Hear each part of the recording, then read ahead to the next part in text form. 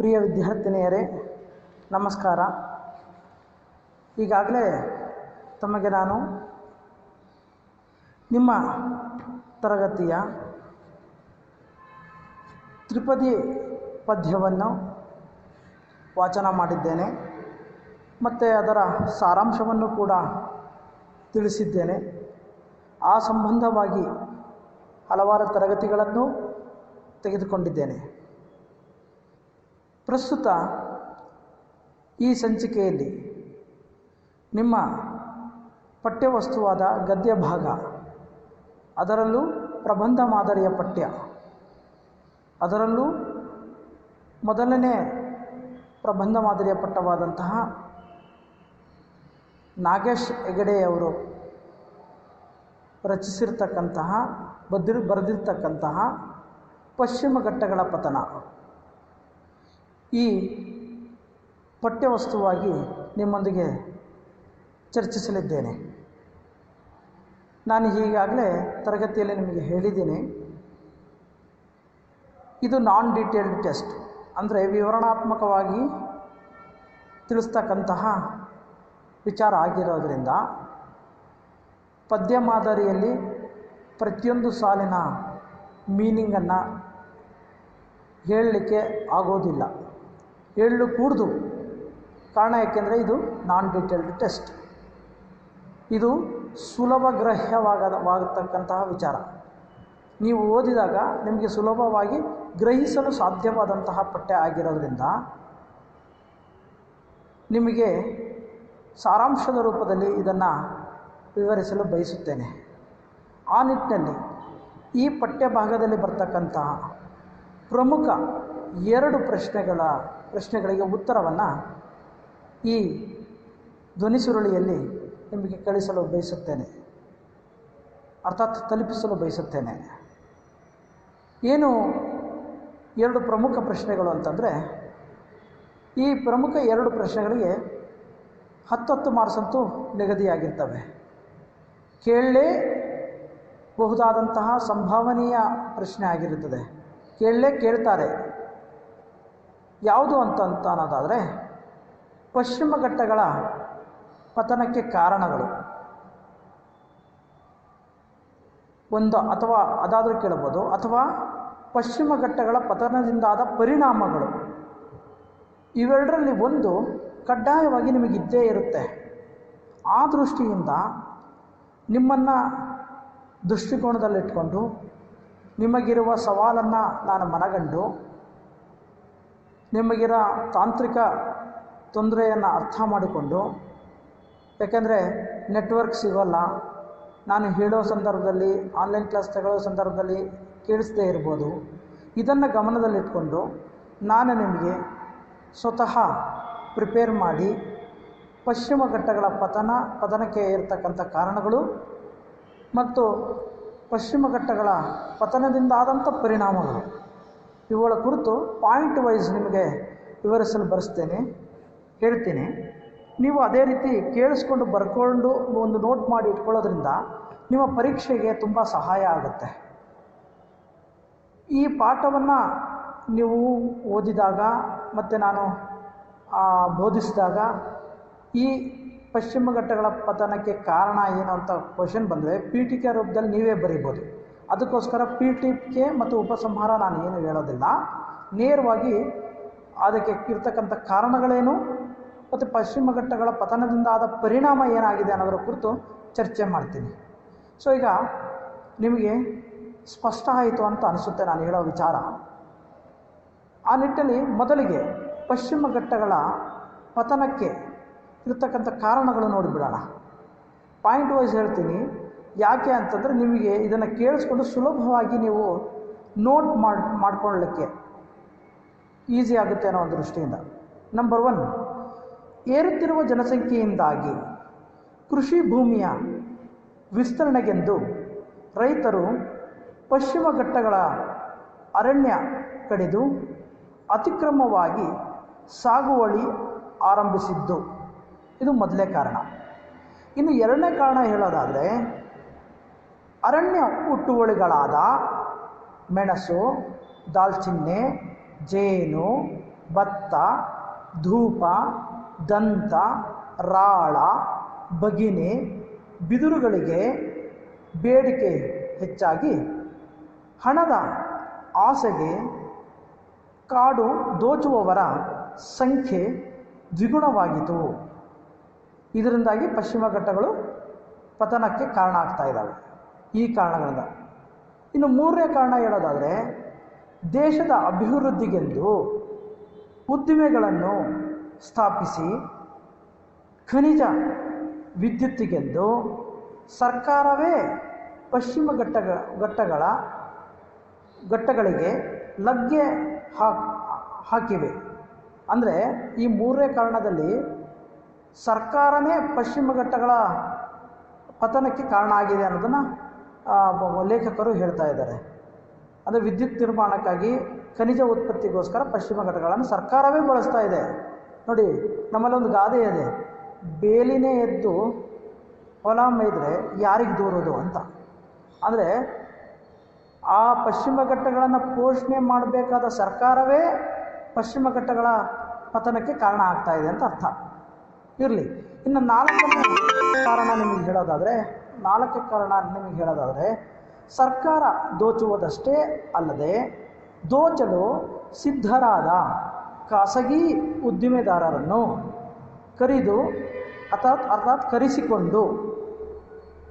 ಕರೆಸಿಕೊಂಡು ಖಾಸಗಿ ಉದ್ದಿಮೆದಾರರನ್ನು ಆಹ್ವಾನಿಸಿ ಅವರಿಗೆ ಕೊಡಲಿ, ಗುದ್ದಲಿ, ಸಿಡಿಮದ್ದುಗಳನ್ನು ನೀಡಿ ಪಶ್ಚಿಮ ಘಟ್ಟಗಳನ್ನು ನಾಶ ಮಾಡಿ ಅಂತ ಕಳಿಸ್ಕೊಡ್ತಾ ಇದ್ದಾರೆ. ನೋಡಿ, ಸರ್ಕಾರವೇ ಮತ್ತೆ ಸರ್ಕಾರ ಹಾಳು ಮಾಡೋದೊಂದು ಅಷ್ಟೇ ಅಲ್ಲದೆ ಪ್ರೈವೇಟ್ ಏಜೆನ್ಸಿಗಳಿಗೆ, ಅಂದರೆ ಖಾಸಗಿ ಉದ್ದಿಮೆದಾರರಿಗೂ ಕೂಡ ಸರ್ಕಾರ ಆಹ್ವಾನಿಸ್ತಾ ಇದೆ.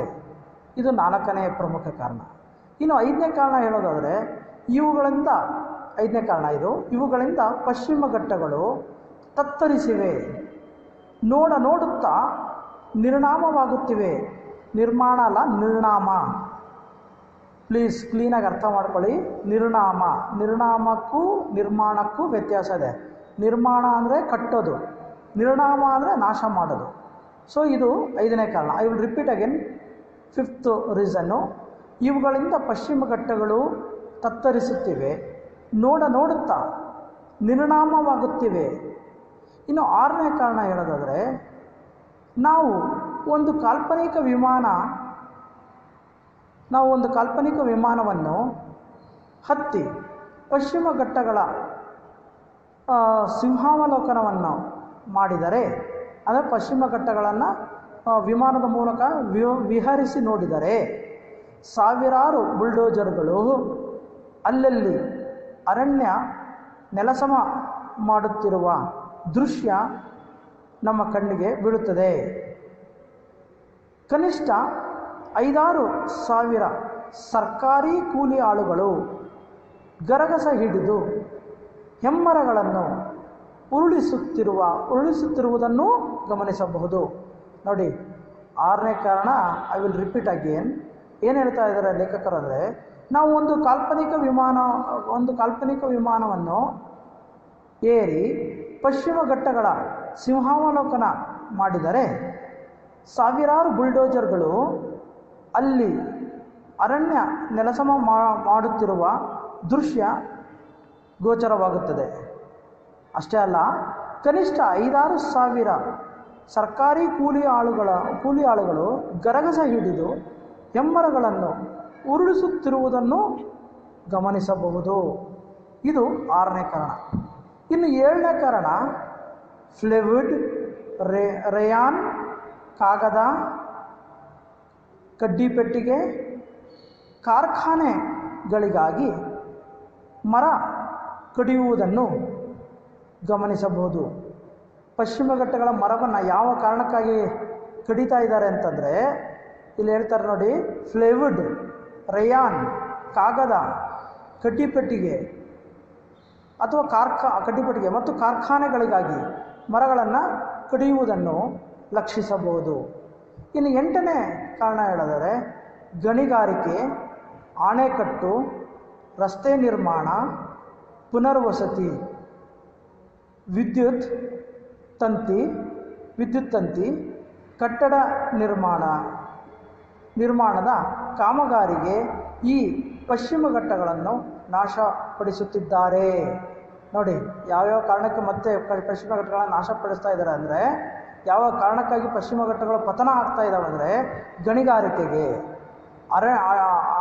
ಆಣೆಕಟ್ಟು ನಿರ್ಮಾಣಕ್ಕೆ, ರಸ್ತೆ ನಿರ್ಮಾಣ ಮಾಡೋದರಿಂದ, ಪುನರ್ವಸತಿ ನಿರ್ಮಾಣ ಮಾಡೋದರಿಂದ, ವಿದ್ಯುತ್ ತಂತಿ ಹಾಕೋದರಿಂದ, ಕಟ್ಟಡ ನಿರ್ಮಾಣದ ಕಾಮಗಾರಿಕೆಗಾಗಿ ಈ ಉದ್ದೇಶದಿಂದಾಗಿ ಪಶ್ಚಿಮ ಘಟ್ಟಗಳು ನಾಶ ಆಗ್ತಾ ಇದ್ದಾವೆ. ಸೊ ಇದು ಪ್ರಮುಖ 7ನೇ ಕಾರಣ, 8ನೇ ಕಾರಣ. ಅದು ಇನ್ನು 9ನೇ ಕಾರಣ ಹೇಳೋದಾದರೆ, ಖಾಸಗಿ ವ್ಯಕ್ತಿಗಳ ಕಳ್ಳ ಸಾಗಾಣಿಕೆಯಿಂದಾಗಿ ವನ್ಯ ಮೃಗಗಳ ಬೇಟೆಗೆಂದು ಇತರ ಅರಣ್ಯ ಹುಟ್ಟುವಳಿಗಳನ್ನು ಇರಿಯಲೆಂದು ಉರುವಲು ಕಟ್ಟಿಗೆಗೆಂದು ಪಶ್ಚಿಮ ಘಟ್ಟಗಳು ಬಳಕೆಯಾಗುತ್ತಿವೆ. ನಿಮಗೆ 2 ಮಾರ್ಕ್ಸ್ಗೂ ಉತ್ತರನೂ ಇದಾಗುತ್ತೆ. ಪಶ್ಚಿಮ ಘಟ್ಟಗಳು ಯಾವುದಕ್ಕೆ ಬಳಕೆ ಆಗ್ತವೆ ಅಂತ ಕೇಳಿದಾಗೂ ಇದನ್ನೇ ಬರೀಬೇಕು, ಮತ್ತು ಕಾರಣ ಪಶ್ಚಿಮ ಘಟ್ಟಗಳ ಪತನಕ್ಕೆ ಕಾರಣ ಏನಂದಾಗೂ ಇದನ್ನೇ ಬರೀಬೇಕು. 9ನೇದು ಮತ್ತೆ ಸರಿ ಹೇಳ್ತೀನಿ, ಖಾಸಗಿ ವ್ಯಕ್ತಿಗಳ ಕಳ್ಳ ಸಾಗಾಣಿಕೆಗೆಂದು ಕಾಮಾಲಿ, ಖಾಸಗಿ ವ್ಯಕ್ತಿಗಳು ಕಳ್ಳ ಸಾಗಾಣಿಕೆ, ಮರಮುಟ್ಟುಗಳನ್ನು ಕಳ್ಳ ಸಾಗಾಣಿಕೆ ಮತ್ತು ಗಂಧದ ಕಟ್ಟಿಗೆಗಳನ್ನು ಕಳ್ಳ ಸಾಗಾಣಿಕೆ ಮಾಡೋದು, ಮತ್ತು ಪ್ರಾಣಿಗಳ ದಂತ, ಆನೆಯ ದಂತಗಳನ್ನು, ಹುಲಿ ಸಿಂಹದ ಚರ್ಮಗಳನ್ನು ಕಳ್ಳ ಸಾಗಾಣಿಕೆ ಮಾಡೋದು. ಅಷ್ಟೇ ಅಲ್ಲ ನೋಡಿ, ವನ್ಯ ಮೃಗಗಳ ಬೇಟೆಗೆಂದು, ಚಿರತೆ ಬೇಟೆ ಆಡ್ತಾರೆ, ಮಲಾನ ಬೇಟೆ ಆಡ್ತಾರೆ, ಈ ಥರ ವನ್ಯಮೃಗ, ಇನ್ನು ಇತರೆ ಬೇಟೆ ಆಡೋದು ನಿಮ್ಗೆ ಗೊತ್ತಿದ್ದೇ ಇದೆ. ಈ ವನ್ಯಮೃಗಗಳ ಬೇಟೆ ಆಡೋದೆಂದು ಇತರ ಅರಣ್ಯ ಹುಟ್ಟುವಳಿಗಳನ್ನು ಇರಿಯಲೆಂದು. ಇತರ ಅರಣ್ಯ ಹುಟ್ಟುವಳಿಗಳು ಅಂತಂದರೆ ಇದು ನಾವು ಫ್ಲೆವಿಡ್ಡು ಮತ್ತು ಮಂಚ, ಟೀಕುಡ್ ಅಂತ ಕರಿತೀವಲ್ಲಪ್ಪ, ಟೀಕುಡ್ ಮರಗಳು ಸಿಗೋದು ಅಲ್ಲೇ, ಅವುಗಳ ಹುಟ್ಟುವಳಿ ಅಂತ ಕರಿತಾರೆ. ಅವುಗಳನ್ನ ಇದು ಮಾಡಲಿಕ್ಕೆ ಉರುವಲು ಕಟ್ಟಿಗೆಗೆಂದು, ಇದಂತ ನಿಮ್ಗೆ ಗೊತ್ತಿದೆ ಇದೆ. ಈಗ ಸೌದೆ ಬಳಸ್ತಾರಲ್ಲ, ಸಿಟಿಗಳಲ್ಲಿ ಬಳಸಲ್ಲ, ಬಟ್ ಹಳ್ಳಿಗಾಡಿನಲ್ಲಿ ಸೌದೆ ಬಳಸ್ತಾರಲ್ಲ, ಆ ಸೌದೆಯನ್ನು ಈ ಅರಣ್ಯಗಳಿಂದ ಕದ್ದು ತರ್ತಾರೆ. ಈ ಕಾರಣದಿಂದ ಪಶ್ಚಿಮ ಘಟ್ಟಗಳು ಬಳಕೆ ಆಗ್ತಾ ಇದ್ದಾವೆ.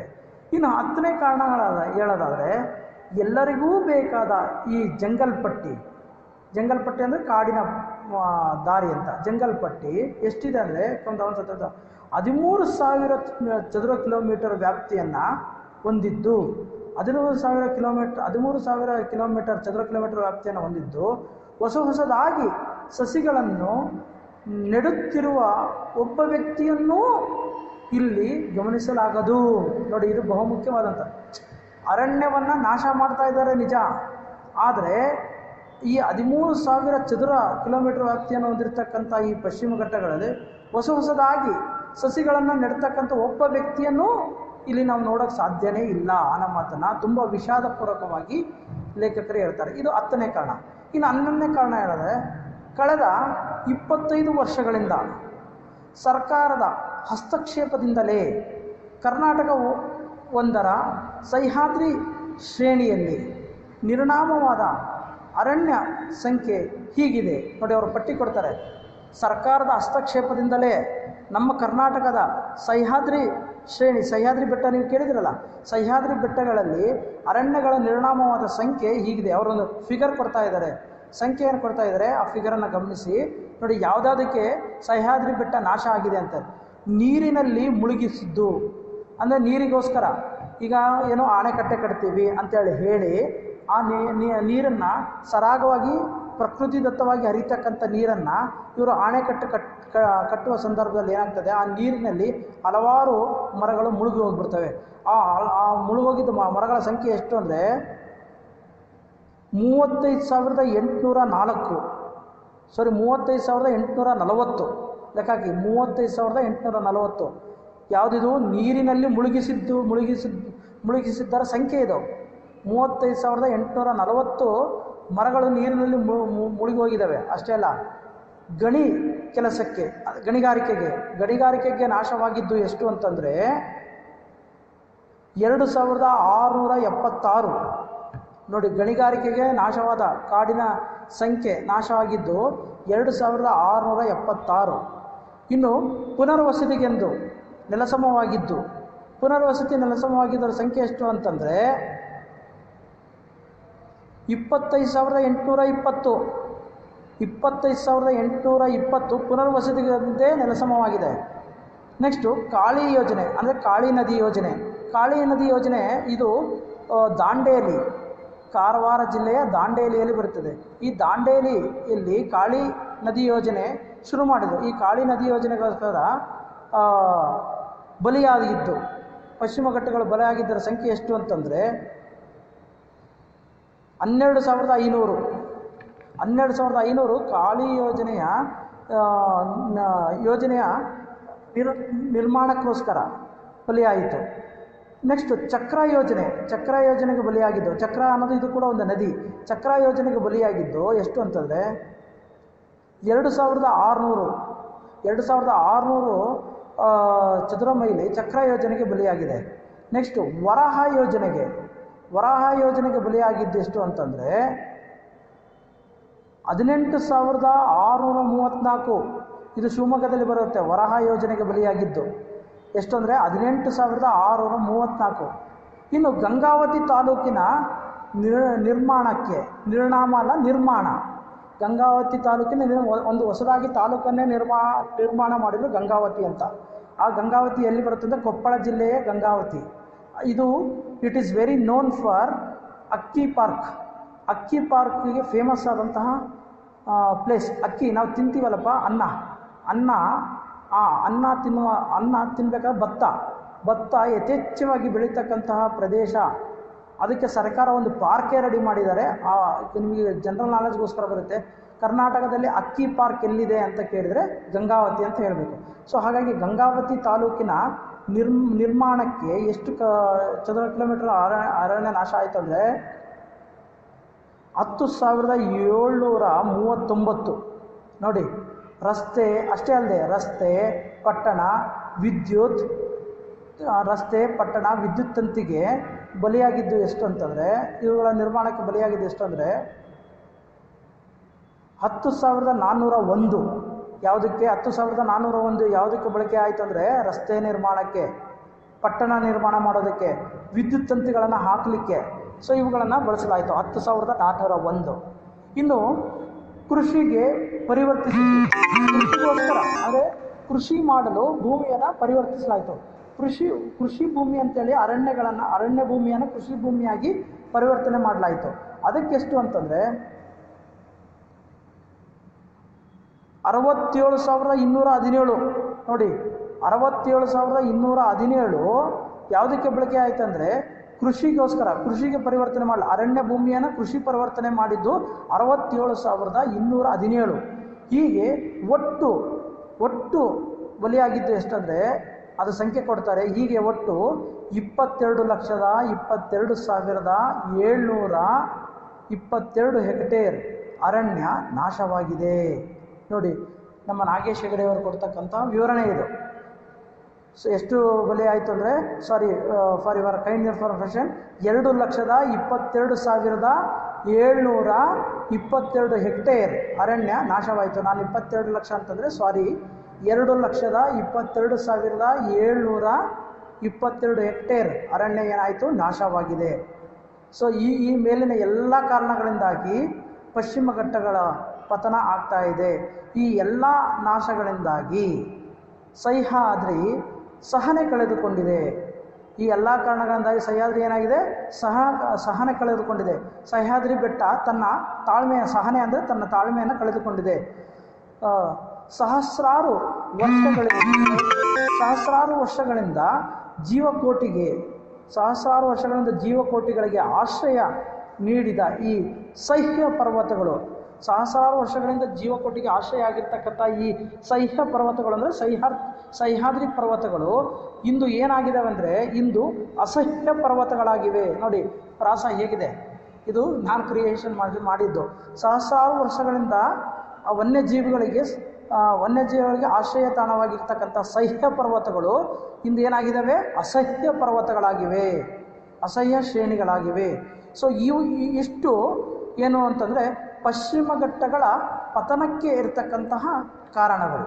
ನಾನು ಪಾಯಿಂಟ್ ವೈಸ್ ಹೇಳಿದ್ದೀನಿ, ಉದ್ದೇಶ ಇಷ್ಟೇ, ನಿಮಗೆ ಸರಳವಾಗಲಿ, ನೀವು ಅರ್ಥ ಮಾಡಿಕೊಳ್ಳಲಿಕ್ಕೆ ಅತ್ಯಂತ ಸುಲಭವಾಗಲಿ ಅನ್ನೋ ಒಂದೇ ಒಂದು ಕಾರಣಕ್ಕೋಸ್ಕರ ನಾನು ಪಾಯಿಂಟ್ ವೈಸ್ ಹೇಳಿದ್ದೀನಿ. ಇನ್ನು ಪಶ್ಚಿಮ ಘಟ್ಟಗಳ ನಾಶದಿಂದಾದ ಪರಿಣಾಮ, ಅದರಿಂದ ಏನೇನು ಪರಿಣಾಮ ಆಯಿತು? ಈಗ ಪಶ್ಚಿಮ ಘಟ್ಟಗಳ ಪತನಕ್ಕೆ ಕಾರಣಗಳನ್ನು ನೋಡಿದರೆ ಅದರ ಆ ಕಾರಣಗಳಿಂದ ಆ ಪಶ್ಚಿಮ ಘಟ್ಟಗಳ ಪತನದಿಂದ ಆದಂಥ ಪರಿಣಾಮವನ್ನು ನೋಡ್ಬೇಕಾದ್ರೆ ಅದರಿಂದ ಏನೇನು ಪರಿಣಾಮ ಆಯಿತು ಅಂತ. ಸೊ ಆ ಪರಿಣಾಮವನ್ನು ಹೇಳೋದಾದ್ರೆ, ನಂಬರ್ 1, ಅರಣ್ಯಗಳ ಎಡಬಿಡದ ಬಳಕೆಯಿಂದಾಗಿ, ಅರಣ್ಯಗಳನ್ನು ಎಡಬಿಡದೆ ಬಳಕೆಯಿಂದಾಗಿ ಭೂಮಿಯ ಮೇಲಿನ ಮಣ್ಣಿನ ಕವಚ ತೊಡೆದು ಹೋಗುತ್ತಿದೆ. ನೋಡಿ, ಅದರಿಂದ ಪರಿಣಾಮ ಏನಾಗ್ತಾ ಇದೆ ಅಂದರೆ, ಅರಣ್ಯಗಳನ್ನು ಎಡಬಿಡದೆ ನಾವು ಬಳಕೆ ಮಾಡ್ಕೊಳ್ತಿದ್ದೇವೆ. ಅರಣ್ಯಗಳನ್ನು ಯಾವ ಅರಣ್ಯಗಳನ್ನು, ಪಶ್ಚಿಮ ಘಟ್ಟಗಳನ್ನು ಎಡಬಿಡದೆ ಬಳಕೆ ಮಾಡ್ಕೊಳ್ತಾ ಇರೋದ್ರಿಂದ ಕವಚ ಅಂದರೆ ಭೂಮಿಯ ಮೇಲ್ಮೈ ಏನಾಗ್ತಾ ಇದೆ, ಮಣ್ಣಿನ ಮೇಲ್ಮೈ ಸವಿತಾ ಇದೆ, ಅಂದರೆ ಅದರ ಕವಚ ಸವಿತಾ ಇದೆ, ತೊಳೆದು ಹೋಗ್ತಾ ಇದೆ, ಕೊಚ್ಚಿ ಹೋಗ್ತಾ ಇದೆ ಅನ್ನೋದು ಇದು ಮೊದಲನೇ ಪರಿಣಾಮ. ಇನ್ನು ಎರಡನೇ ಪರಿಣಾಮ ಏನಂತಂದರೆ, ಕೆರೆ, ಸರೋವರ, ನದಿ, ಒಡ್ಡು, ಅಣೆಕಟ್ಟುಗಳಲ್ಲಿ ಶೀಘ್ರಗತಿಯಲ್ಲಿ ಹೂಳು ತುಂಬಿ ನೀರು ಖಾಲಿಯಾಗುತ್ತಿದೆ. ನೋಡಿ, ಇದು ಸಹಜ. ಸೊ ಈ ರೀತಿ ಅರಣ್ಯಗಳನ್ನು ನಾಶ ಮಾಡೋದ್ರಿಂದ ಏನಾಗ್ತಾಯಿದೆ, ಮಳೆ ಬಿದ್ದಂಥ ಸಂದರ್ಭದಲ್ಲಿ ಅಥವಾ ನೀರು ರಭಸವಾಗಿ ಕೊಚ್ಕೊಂಡು ಬಂದಾಗ ಮಣ್ಣೆಲ್ಲ ಕೊಚ್ಕೊಂಡು ಬರುತ್ತೆ. ಕೇವಲ ಅದಷ್ಟೇ ಬರಲ್ಲ, ಮಣ್ಣು, ಗಿಡಮುಟ್ಟುಗಳು, ಆಮೇಲೆ ಬೇರೆ ಬೇರೆ ಎಲ್ಲ ಪದಾರ್ಥಗಳನ್ನು ಕೊಚ್ಕೊಂಡು ಬಂದು ಅದು ಕೆರೆ, ಸರೋವರ, ನದಿ, ಒಡ್ಡು, ಅಣೆಕಟ್ಟುಗಳಲ್ಲಿ ಇವುಗಳ ಶೀಘ್ರಗತಿಯಲ್ಲಿ ಸೇರಿಕೊಂಡು ಏನು ಮಾಡ್ತವೆ, ಹೂಳು ತುಂಬಿಕೊಳ್ತವೆ. ಹೂಳು ತುಂಬಿಕೊಂಡು ಏನಾಗುತ್ತೆ, ನೀರು ಖಾಲಿಯಾಗುತ್ತದೆ. ಹೂಳು ತುಂಬಿಕೊಂಡ್ರೆ ನೀರು ಲಭ್ಯ ಆಗೋದಿಲ್ಲ, ಆ ನೀರನ್ನು ಹಿಂಡ್ಕೊಂಡ್ಬಿಡುತ್ತೆ ಹೂಳು. ಸೊ ಹಾಗಾಗಿ ಈಗ ನೀರಿನ ಲಭ್ಯತೆ ಕಡಿಮೆ ಇದೆ. ಇದು ಇತ್ತೀಚೆಗೆ ತುಂಗಭದ್ರಾ ಡ್ಯಾಮ್, ಬಳ್ಳಾರಿ ಜಿಲ್ಲೆ ಹೊಸಪೇಟೆ ತಾಲೂಕಿನಲ್ಲಿರ್ತಕ್ಕಂಥ ತುಂಗಭದ್ರಾ ಡ್ಯಾಮು ಹಾಳಾಗಲಿಕ್ಕೆ ಇದೇ ಕಾರಣ. ನೀರಿನ ಮಟ್ಟಕ್ಕಿಂತ ಹೂಳಿನ ಮಟ್ಟನೇ, ಹೂಳು ತುಂಬಿಕೊಂಡಿರೋ ಮಟ್ಟನೇ ಹೆಚ್ಚಾಗಿದೆ. ಹಾಗಾಗಿ ಅಲ್ಲಿನ ನೀರನ್ನು ಬಳಕೆ ಮಾಡುವವರಿಗೆ ಸಾಂಕ್ರಾಮಿಕ ರೋಗಗಳು ಕಾಡ್ತಾ ಇದ್ದಾವೆ. ಅಸ್ತಮಾ, ಕಫ, ಆಮೇಲೆ ಈ TB ಅಂತ ಕಾಯಿಲೆಗಳು ಯಥೇಚ್ಛ ಆಗಲಿಕ್ಕೆ ಕಾರಣ ನೀರಿನಲ್ಲಿ ಹೂಳು ತುಂಬಿಕೊಳ್ಳೋದ್ರಿಂದ. ಹೂಳು ಅಂದರೆ ಕೆಟ್ಟ ತ್ಯಾಜ್ಯ ವಸ್ತುಗಳು ಶೇಖರಣೆ ಆಗೋದ್ರಿಂದ. ಸೊ ಇದು ಎರಡನೇ ಪರಿಣಾಮ. ಇನ್ನು ಮೂರನೇ ಪರಿಣಾಮ ಏನು ಅಂತ ಹೇಳೋದಾದರೆ, ಮಳೆಯ ರಭಸವನ್ನು ತಡೆದು ನೀರನ್ನು ನಿಧಾನವಾಗಿ ಭೂಮಿಯ ಒಳಗೆ ಹಿಂಗಿಸಬೇಕಿದ್ದ ಮರಗಳು ಕಡಿಮೆಯಾದುದರಿಂದ ಪ್ರವಾಹದಂತಹ ಹಾವಳಿ ಹೆಚ್ಚುತ್ತಿದೆ. ನೋಡಿ, ಪಶ್ಚಿಮ ಘಟ್ಟಗಳಲ್ಲಿ ಮಳೆಯ ರಭಸವನ್ನು ತಡೆದಿರತಕ್ಕಂತಹ ಮರಗಳು ಯಥೇಚ್ಛವಾಗಿದ್ವು. ಅಂತಹ ಮರಗಳನ್ನು ಮಾಡಿ ಕಡಿದಿದ್ದರಿಂದ ಪರಿಣಾಮ ಏನಾಯಿತು ಅಂತಂದರೆ, ಪ್ರವಾಹ, ಅತಿವೃಷ್ಟಿ ಹೆಚ್ಚಾಗ್ತಾ ಇದೆ. ಸೊ ಮಳೆ ಯಥೇಚ್ಛವಾಗಿ ಬರೋದನ್ನು ಅತಿವೃಷ್ಟಿ ಅಂತ ಕರೀತಾರೆ. ಮಳೆ ಕಡಿಮೆ ಬರೋದನ್ನು ಅಂದರೆ ಬರಗಾಲ ಆಗೋದ್ರಿಂದ ಅನಾವೃಷ್ಟಿ ಅಂತ ಕರೀತಾರೆ. ಇದಕ್ಕೆ ಜ್ಞಾಪಕ ಇಟ್ಕೋಬೇಕು, ಅತಿವೃಷ್ಟಿ ಅನಾವೃಷ್ಟಿ ಅಂದರೆ ಏನು ಅಂತ. ಅತಿವೃಷ್ಟಿ ಅಂದರೆ ಯಥೇಚ್ಛವಾಗಿ ಮಳೆ ಆಗೋದು, ಅನಾವೃಷ್ಟಿ ಅಂದರೆ ಮಳೆನೇ ಆಗದೇ ಇರೋದು, ಅಥವಾ ಅದನ್ನು ಬರಗಾಲ ಅಂತ ಕರೀತಾರೆ, ಅದನ್ನು ಅನಾವೃಷ್ಟಿ ಅಂತಲೂ ಕರೀತಾರೆ. ವೃಷ್ಟಿ ಅಂತಂದರೆ ಸುರಿಯೋದು, ಮಳೆ ಸುರಿಯೋದು. ವೃಷ್ಟಿ ಅಂತಂದರೆ ಸಂಸ್ಕೃತದಲ್ಲಿ ಮಳೆ ಸುರಿಯೋದನ್ನು ವೃಷ್ಟಿ ಅಂತ ಕರೀತಾರೆ. ಓಕೆನಾ? ಸೊ ಇಲ್ಲಿ ಮೂರನೇ ಕಾರಣ, ಇವು ರಿಪೀಟ್ ಅಗೇನ್, ಮಳೆಯ ರಭಸವನ್ನು ತಡೆದು ನೀರನ್ನು ನಿಧಾನವಾಗಿ ಭೂಮಿಯ ಒಳಗೆ ಹಿಂಗಿಸಬೇಕಿದ್ದ ಮರಗಳು ಕಡಿಮೆ ಆದುದರಿಂದ ಪ್ರವಾಹದಂತಹ ಹಾವಳಿ ಹೆಚ್ಚುತ್ತಿದೆ. ಇದು ಪರಿಣಾಮ. ಇನ್ನು ನಾಲ್ಕನೇ ಪರಿಣಾಮ ಏನು? ಭೂಕುಸಿತ ಅತಿಯಾಗಿದೆ. ನಾಲ್ಕನೇ ಪರಿಣಾಮ ಭೂಕುಸಿತ ಅತಿಯಾಗಿದೆ. ನೋಡಿ, ಒಂದಕ್ಕೊಂದು ಚೈನ್ ಲಿಂಕ್ ಇದು. ಸೊ ಮಳೆ ಇದಾಗೋದ್ರಿಂದ ಏನಾಗ್ತಾ ಇದೆ, ಯಥೇಚ್ಛವಾಗಿ ನೀರು ರಭಸವಾಗಿ ಅತಿವೃಷ್ಟಿ ಉಂಟಾಗ್ತಾ ಇದೆ. ಅತಿವೃಷ್ಟಿ ಉಂಟಾದಾಗ ಭೂಕುಸಿತ ಉಂಟಾಗ್ತದೆ. ನಿಮಗೆ ತಾಜಾ ಉದಾಹರಣೆ, ಈಗ ಕಳೆದ 3-4 ವರ್ಷಗಳಿಂದ ಕೊಡಗಿನಲ್ಲಿ ಆಗ್ತಕ್ಕಂಥ ಪರಿಸ್ಥಿತಿಯನ್ನು ನೀವು ಗಮನಿಸ್ತಾ ಇದ್ದೀರಿ. ಭೂಕುಸಿತ ಆಗಿ ಎಷ್ಟೋ ಜನ ಸಾಯ್ತಾ ಇದ್ದಾರೆ. ಕಾರಣ ಯಾಕಂದರೆ ಇದೆ. ಇನ್ನು ಐದನೇ ಪರಿಣಾಮ ಏನು ಅಂತಂದರೆ, ಸೊ ಅಂತರ್ಜಲ ಕಡಿಮೆ ಆಗುತ್ತಿದೆ. ನೋಡಿ, ಇದಂತೂ ನಿಮ್ಗೆ ಗೊತ್ತಿದ್ದೇ ಇದೆ. ಎಲ್ಲ ಕಡೆ ಬೋರ್ವೆಲ್ನ ಕೊರೆಸಿ 300 ಅಡಿ, 400 ಅಡಿ, 500 ಅಡಿ ಕೋಲಾರ ಮತ್ತು ಬಳ್ಳಾರಿ, ರಾಯಚೂರು, ಈ ಗುಲ್ಬರ್ಗದಂಥ ಪ್ರದೇಶಗಳಲ್ಲಿ ಹೋಗ್ಬಿಟ್ರೆ ಸುಮಾರು 800-900 ಅಡಿ ಕೊರೆಸಿದ್ರೂ ಕೂಡ ನೀರು ಸಿಗೋದಿಲ್ಲ. ಕಾರಣ ಯಾಕಂದರೆ ಅಂತರ್ಜಲದ ಕೊರತೆ, ಅಂತರ್ಜಲ ಕಡಿಮೆ ಆಗಿದ್ದು. ಅಂತರ್ಜಲ ಹೆಚ್ಚಾಗಬೇಕಂತಂದರೆ ನಾವು ಇಂಗು ಗುಂಡಿಗಳನ್ನು ನಿರ್ಮಾಣ ಮಾಡಬೇಕು. ಅದಕ್ಕೆ ಸರ್ಕಾರ ಶಾಲಾ ಕಾಲೇಜುಗಳಲ್ಲಿ, ಮನೆ ಹಿತ್ತಲುಗಳಲ್ಲಿ ಇಂಗು ಗುಂಡಿಗಳನ್ನು ನಿರ್ಮಿಸಿ ಅಂತ ಹೇಳುತ್ತೆ. ಬಟ್ ಅದು ಯಾರೂ ಪಾಲನೆ ಮಾಡೋದು. ಇದೂ ಕೂಡ ಒಂದು ಪರಿಣಾಮ. ಸೊ ಪಶ್ಚಿಮ ಘಟ್ಟಗಳಿಂದ ಪರಿಣಾಮ, ನಾಶದಿಂದ ಆದಂಥ ಪರಿಣಾಮಗಳೆಂದರೆ ಅಂತರ್ಜಲ ಕೊರತೆ ಉಂಟಾಗಿದೆ. ನೆಕ್ಸ್ಟು 6ನೇದು, ಬೇಸಿಗೆಯಲ್ಲಿ ನದಿಗಳು ಬತ್ತುತ್ತಿವೆ. ಇದಂತೂ ಆಬ್ವಿಯಸ್ಲಿ ನಿಮ್ಗೆ ಗೊತ್ತಿದೆ. ಪಶ್ಚಿಮ ಘಟ್ಟಗಳ ಪತನದಿಂದಾಗಿ ಏನಾಗ್ತಾ ಇದೆ, ಬೇಸಿಗೆಯಲ್ಲಿ ನದಿಗಳು ಬತ್ತೋಗ್ತವೆ. ನಿಮಗೆ ಗೊತ್ತಿದೆಯೋ ಇಲ್ಲೋ, ಪಶ್ಚಿಮ ಘಟ್ಟಗಳು ದಕ್ಷಿಣ ಭಾರತದ ಹೆಬ್ಬಾಗಿಲವು. ಅಂದರೆ ಹಿಮಾಲಯ ಪರ್ವತದಿಂದ ಬರ್ತಕ್ಕಂತಹ ಚಂಡಮಾರುತಗಳನ್ನು ತಡೆದು, ಅಂದರೆ ಅವುಗಳನ್ನು ಆ ಬಂಡೆಯಂತೆ ಅದೇ ಚಂಡಮಾರುತವನ್ನು ಬೀಸಿ ಬರ್ತಕ್ಕಂತಹ ಚಂಡಮಾರುತಗಳನ್ನು ತಡೆದು ನಮ್ಮ ದಕ್ಷಿಣ ಭಾರತಕ್ಕೆ ಮಳೆಯನ್ನು ಉಣಿಸ್ತಕ್ಕಂತಹ ಪ್ರದೇಶ ಪಶ್ಚಿಮ ಘಟ್ಟಗಳು. ಅಂತಹ ಬೆಟ್ಟಗುಡ್ಡಗಳಲ್ಲಿ ಬೆಳೆದಿರ್ತಕ್ಕಂಥ ಮರಮುಟ್ಟುಗಳನ್ನು ನಾವು ನಾಶ ಮಾಡಿದರೆ ನಮಗೆ ಮಳೆಯ ಸಕಾಲದಲ್ಲಿ ಆಗುತ್ತಾ? ಆಗಲ್ಲ. ಅದಕ್ಕೋಸ್ಕರ ಅತಿವೃಷ್ಟಿ, ಅನಾವೃಷ್ಟಿ, ಯಾವ ಕಾಲದಲ್ಲಿ ಮಳೆ ಆಗಬೇಕು ಆ ಕಾಲದಲ್ಲಿ ಆಗಲ್ಲ, ಯಾವ ಕಾಲದಲ್ಲಿ ಆಗಬಾರ್ದು ಆ ಕಾಲದಲ್ಲಿ ಆಗುತ್ತೆ. ಇದಕ್ಕೆ ಕಾರಣ ಏನಂದರೆ ಇದೆ. ಸೊ ಅಂದರೆ ಬೇಸಿಗೆಯಲ್ಲಿ ನದಿಗಳು ಬತ್ತಿ ಹೋಗ್ತವೆ.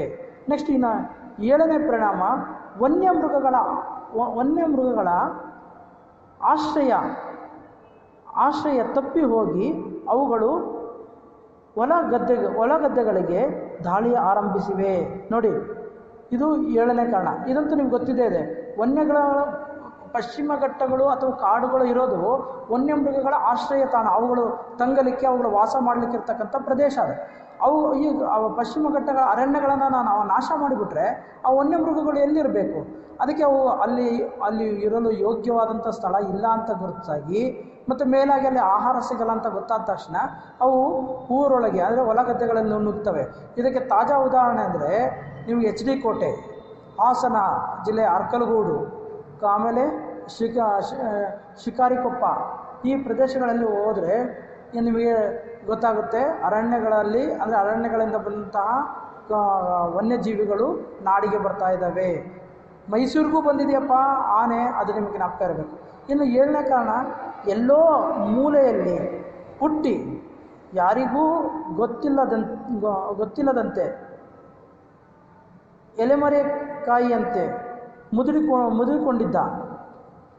ಎಲೆಮರೆಕಾಯಿಯಂತೆ ಮುದುರಿಕೊಂಡಿದ್ದ ಕ್ಯಾಸನೂರು ರೋಗಾಣುಗಳು ಕಾಡು ಬಿಟ್ಟು ನಾಡಿಗೆ ಹಬ್ಬುತ್ತಿವೆ. ನೋಡಿ, ವಿವಿಧ ಸಾಂಕ್ರಾಮಿಕ ರೋಗಾಣುಗಳು, ಅದರಲ್ಲಿ ಒಂದು ಉದಾಹರಣೆ ಕೊಟ್ಟಿದ್ದೆ ಕ್ಯಾಸನೂರು ರೋಗಾಣು ಅಂತ. ಅಂದರೆ ಆ ಊರಿನಲ್ಲಿ ಮೊಟ್ಟ ಮೊದಲು ಆ ಸಾಂಕ್ರಾಮಿಕ ಕಾಯಿಲೆ ಕಂಡುಕೊಳ್ತು. ಅದಕ್ಕೋಸ್ಕರ ಅದು ಕ್ಯಾಸನೂರು ಕಾಯಿಲೆ ಅಂತಲೇ ಕರೆದಿದೆ. ಅಂದರೆ ಎಲ್ಲೋ ಮೂಲೆಯಲ್ಲಿ ಹುಟ್ಟಿ, ಯಾವ ಮೂಲೆಯಲ್ಲಿ ಹುಟ್ಟುತ್ತೋ ಗೊತ್ತಿಲ್ಲ, ಯಾರಿಗೂ ಗೊತ್ತಿಲ್ಲದಂತೆ, ಯಾರಿಗೂ ಗೊತ್ತಾಗಲ್ಲ, ಎಲೆಮರೆಕಾಯಿಯಂತೆ ಮುದುರಿಕೊಂಡಿರುತ್ತೆ, ಯಾರಿಗೂ ಗೊತ್ತಾಗಲ್ಲ, ಎಲ್ಲೋ ಹುಟ್ಟುತ್ತೋ ಗೊತ್ತಾಗಲ್ಲ. ಸೊ ಅಂತಹ ಕ್ಯಾಸನೂರು ರೋಗಾಣುಗಳು ಕಾಡು ಬಿಟ್ಟು ಏನು ಮಾಡ್ತಾ ಇದ್ದಾವೆ, ನಾಡಿಗೆ ಹಬ್ಬುತ್ತಾ ಇದ್ದಾವೆ, ನಾಡಿಗೆ ಆಕ್ರಮಿಸ್ತಾ ಇದ್ದಾವೆ. ಸೊ ಇದರಿಂದಾಗಿ ಏನಾಗ್ತಾ ಇದೆ, ವಿವಿಧ ಸಾಂಕ್ರಾಮಿಕ ರೋಗಗಳು, ವಿವಿಧ ಕಾಯಿಲೆಗಳು ಉಲ್ಬಣ ಆಗ್ತವೆ. ಸೊ ನಿಮಗೆ ತಾಜಾ ಉದಾಹರಣೆ ಇದೆಯಲ್ಲ, ಎಲ್ಲೋ ಚೀನಾದ ವುಹಾನ್ ಅನ್ನೋ ಪ್ರದೇಶದಲ್ಲಿ ಕೊರೋನಾ ವೈರಸ್ ಆಗಿದ್ದು ಇಡೀ ಪ್ರಪಂಚಕ್ಕೆ ಈಗ ವ್ಯಾಪಿಸಲಿಲ್ವೇ? ಸೊ ಆ ರೀತಿ. ಸೊ ಇನ್ನು 9ನೇ ಪರಿಣಾಮ ಏನಂದರೆ, ಏಕಜಾತಿ ಸಸ್ಯಗಳಿಂದಾಗಿ ಕೀಟಗಳ ಹಾವಳಿ, ರೋಗಗಳ ಹಾವಳಿ ಹೆಚ್ಚುತ್ತಿವೆ. ನೋಡಿ, 9ನೇ ಕಾರಣ ಏನಂತ ಹೇಳ್ತಾರೆ, ಏಕಜಾತಿ ಸಸ್ಯಗಳಿಂದಾಗಿ, ಏಕಜಾತಿ ಅಂದರೆ ಒಂದೇ ಜಾತಿಯ ಸಸ್ಯಗಳಿಂದಾಗಿ ಕೀಟಗಳ ಹಾವಳಿ, ರೋಗಗಳ ಹಾವಳಿ ಹೆಚ್ಚುತ್ತಿದೆ. ನೋಡಿ, ಇದಕ್ಕೆ ನಿಮ್ಮ ಮತ್ತೊಂದು ಉದಾಹರಣೆ ಕೊಡಬೇಕು. ಯಾಕೆ ಕೆಲವು ಪ್ರದೇಶಗಳಲ್ಲಿ ಸೊಳ್ಳೆ ಜಾಸ್ತಿ, ಕ್ರಿಮಿಕೀಟಗಳು ಜಾಸ್ತಿ ಅಂದರೆ ಬೆಳೆದಿದ್ದ ಬೆಳೆನೇ ಬೆಳೆಯೋದು, ಅದು ಬೇರೆ ಏಕಜಾತಿ ಬೆಳೆ. ಫಾರ್ ಎಕ್ಸಾಂಪಲ್ ಭತ್ತವನ್ನು ಬೆಳೆದ್ರೆ ಭತ್ತನೇ ಬೆಳೆಯೋದು, ರಾಗಿಯನ್ನು ಬೆಳೆದ್ರೆ ರಾಗಿನೇ ಬೆಳೆಯೋದು, ಬೇರೆ ಜಾತಿಯ ಸಸ್ಯವನ್ನು ನೆಡೋದಿಲ್ಲ, ಬೆಳೆಯೋದಿಲ್ಲ. ಹೀಗಾಗಿ ಏನಾಗ್ತವೆ, ಕೀಟಗಳ ಹಾವಳಿ, ರೋಗಗಳ ಹಾವಳಿ ಹೆಚ್ಚಾಗ್ತವೆ. ಸೊ ಅದು ಕೂಡ ಇದು ಪಶ್ಚಿಮ ಘಟ್ಟಗಳ ಪರಿಣಾಮ ಆಗೋದಕ್ಕೆ ಕಾರಣ. ಪಶ್ಚಿಮ ಘಟ್ಟಗಳ ಪತನದಿಂದ ಆದಂಥ ಪರಿಣಾಮಗಳಿವೆ. ನೆಕ್ಸ್ಟ್ 10ನೇದು, ಇಂತಹ ಸಸಿಗಳನ್ನು ಮೇಯಲು ಹೋದ ಗರ್ಭಿಣಿ ಜಾನುವಾರುಗಳಂದರೆ ಪಶು ಅಂತಂದರೆ ಹಸು, ಎತ್ತು, ಮೇಕೆ. ಎತ್ತು ಮಗು ಹಾಕೋಕ್ಕಾಗಲ್ಲ, ಹಸು, ಮೇಕೆ, ಆಮೇಲೆ ಎಮ್ಮೆ, ಇವುಗಳೇನಾಗ್ತಾ ಇದ್ದಾವೆ, ಜಾನುವಾರುಗಳು ಸಾವನ್ನಪ್ಪುತ್ತಿವೆ. ಇವುಗಳೇನಾಗ್ತಾ ಇದ್ದಾವೆ, ಸಾವನ್ನಪ್ಪುತ್ತಿವೆ. ಯಾಕೆ ಸಾವನ್ನಪ್ತಾ ಇದೆ ಅಂದರೆ ಏಕಜಾತಿ ಸಸ್ಯಗಳನ್ನು ತಿಂದು ಆ ತಿನ್ನೋ ಸಂದರ್ಭದಲ್ಲಿ ಅವಕ್ಕೆ ರೋಗ ನಿರೋಧಕ ಶಕ್ತಿಯನ್ನು ಸಿಂಪಡಿಸಿರ್ತಾರೆ. ಅಂದರೆ ಈ ಮದ್ದು ಅಂತಾರಲ್ಲ, ಔಷಧಿ ಹೊಡೆದಿರ್ತಾರೆ. ಅಷ್ಟೇ ಅಲ್ಲದೆ ಕ್ರಿಮಿಗಳ ನಾಶ ಆಗಲಿ ಅಂತೇಳಿ ಪುಡಿಯನ್ನು ಹಾಕಿರ್ತಾರೆ. ಸೊ ಇವುಗಳನ್ನು ತಿಂದಂತಹ ಜಾನುವಾರುಗಳು ಗರ್ಭಿಣಿ, ಅದರಲ್ಲೂ ವಿಶೇಷವಾಗಿ ಗರ್ಭಿಣಿ ಜಾನುವಾರುಗಳು, ಗರ್ಭಿಣಿ ಪಶುಗಳು ಸಾವನ್ನಪ್ತಾ ಇದ್ದಾವೆ. ಇದು ಕೂಡ ಒಂದು ಪರಿಣಾಮನೇ. ಇನ್ನು 11, ಪೆಟ್ಟು ತಿಂದ ಪ್ರಕೃತಿ ಮೊದಲು ಮೆಲ್ಲನೆ ಪ್ರತಿಭಟಿಸಿತು. ಇವುಗಳಿಂದ ಮೇಲಿನ ಎಲ್ಲ ಪರಿಣಾಮಗಳಿಂದ ಪೆಟ್ಟು ತಿಂದಂತಹ ಪ್ರಕೃತಿ ಮೊದಲು ಮೆಲ್ಲನೆ ಪ್ರತಿಭಟಿಸಿತು ಅಂತೆ. ಪ್ರತಿಭಟಿಸಿದ ಮೇಲೆ ಏನು ಮಾಡ್ತು, ಯಾರೂ ಆ ಪ್ರತಿಭಟನೆಯನ್ನು ಲಕ್ಷ್ಯಕ್ಕೆ ತೆಗೆದುಕೊಳ್ಳದೆ, ಪ್ರತಿಯೊಬ್ಬರು ಯಾವ ವ್ಯಕ್ತಿಯೂ ಇದನ್ನು ಈ ಪ್ರಕೃತಿ ಮುನಿಸ್ಕೊಳ್ಳೋದನ್ನು ಲಕ್ಷ್ಯಕ್ಕೆ ಅಂದರೆ ಗಮನಕ್ಕೆ ಇರೋದ್ರಿಂದ ಅರಣ್ಯಗಳನ್ನು ಸೂರೆ ಗೈದಾಗ, ಯಾರು ಇದನ್ನು ಲಕ್ಷ್ಯ ಮಾಡಲಾರ್ದೇ ಪ್ರಕೃತಿಯ ಪ್ರತಿಭಟನೆಯನ್ನು ಗಮನಿಸ್ದೇ ಎಗ್ಗಿಲ್ಲದ ಅರಣ್ಯಗಳನ್ನು ಏನು ಮಾಡೋದು, ಸೂರೆಗೈಯೋದು ಅಂದರೆ ಕೊಳ್ಳೆ ಹೊಡೆಯೋದು ಅಂತ. ಕೊಳ್ಳೆ ಹೊಡೆದು ಪ್ರಕೋಪ ಹೆಚ್ಚಾಯಿತು.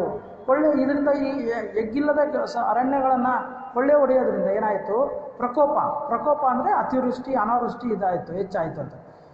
ಅದು ಬಿರುಗಾಳಿ, ಚಂಡಮಾರುತದಂತಹ ಪ್ರಕೋಪಗಳು ಹೆಚ್ಚಾಯಿತು. ಇದರಿಂದ ಏನಾಯಿತು ಅಂದರೆ ಘಾಸಿಗೊಂಡ ಪಶ್ಚಿಮ ಘಟ್ಟಗಳ ಕೋಪ ತಾಪದ ಪ್ರಭಾವದಿಂದಾಗಿ, ಘಾಸಿ ಅಂದರೆ ಗಾಯಗೊಂಡಂತಹ ಪಶ್ಚಿಮ ಘಟ್ಟಗಳ ಕೋಪ ತಾಪದಿಂದಾಗಿ ಏನಾಯಿತು ಅಂದರೆ ಗುಡ್ಡಗಳ ಪರಿಮಿತಿಯನ್ನು ಮೀರಿ, ಗುಡ್ಡಗಳ ಪರಿಮಿತಿಯನ್ನು ಮೀರಿ ಬಂತು. ಅಂದರೆ ಅತಿವೃಷ್ಟಿ, ಅನಾವೃಷ್ಟಿ ಮತ್ತು ಇವುಗಳು ಏನಾಯಿತು, ಗುಡ್ಡಗಳನ್ನು ದಾಟಿಕೊಂಡು ಇವುಗಳು ತೀವ್ರವಾಗಂತು. ಇವುಗಳ ಪ್ರಭಾವ ತೀವ್ರ ಆಯಿತು, ಅಂದರೆ ಪ್ರಕೋಪಗಳು ತೀವ್ರವಾದವು ಅಂತ. ಮುಂದೆ ಆಯಿತು, ತೀವ್ರವಾಗಿ ಕರಾವಳಿಯನ್ನು ಅಪ್ಪಳಿಸಿತು. ನೋಡಿ, ನಿಮಗೆ ಗೊತ್ತಿದೆ, ಈ ಮದ್ರಾಸ್, ಮುಂಬೈ ಮತ್ತು ನಮ್ಮ ಮಂಗಳೂರು ಕಡೆಗಳಲ್ಲಿ ಯಾಕೆ ಯಥೇಚ್ಛವಾಗಿ ಮಳೆಯಾಗೋದು? ನಿಮಗೂ ಇತ್ತೀಚೆಗೆ ಗೊತ್ತಿದೆ, ಚೆನ್ನೈಯಂತಹ ಮಹಾನಗರನೇ ಅತಿವೃಷ್ಟಿಗೆ ಬಲಿಯಾಗಿ ಅಲ್ಲಿ ಅಪಾಯಿಂಟ್ಮೆಂಟ್ಗಳು ಕೂಡ ಮುಳುಗ್ಬಿಟ್ಟು. ಕಾರಣ ಯಾಕೆಂದರೆ ಈ ಕಾರಣದ ಪಶ್ಚಿಮ ಘಟ್ಟಗಳ ಪತನದಿಂದಾಗಿ. ಸೊ ಅಂದರೆ ಘಾಸಿಗೊಂಡಂತಹ ಪಶ್ಚಿಮ ಘಟ್ಟಗಳ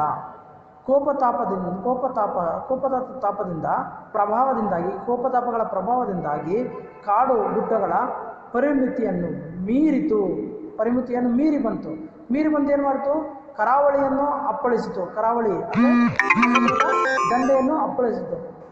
ಇಡೀ ದಕ್ಷಿಣ ಭಾರತದಲ್ಲಿ ಅತಿವೃಷ್ಟಿ, ಅನಾವೃಷ್ಟಿಯನ್ನು ಸೃಷ್ಟಿಸಿ ಜನಜೀವನ ಅಸ್ತವ್ಯಸ್ತಗೊಳ್ಳುವಂತೆ ಮಾಡಿತು.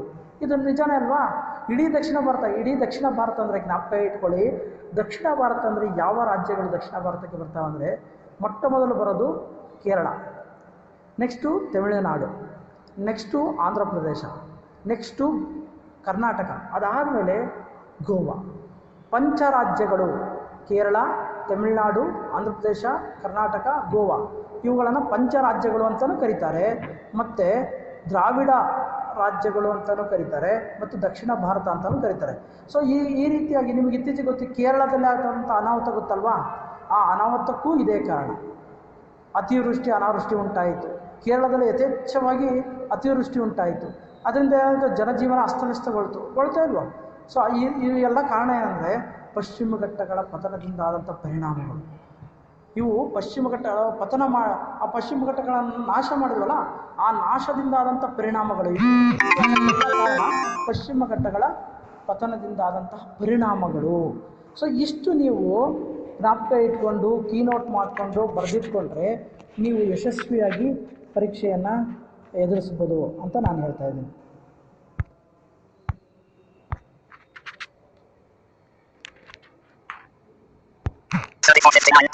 Cancel button. 35.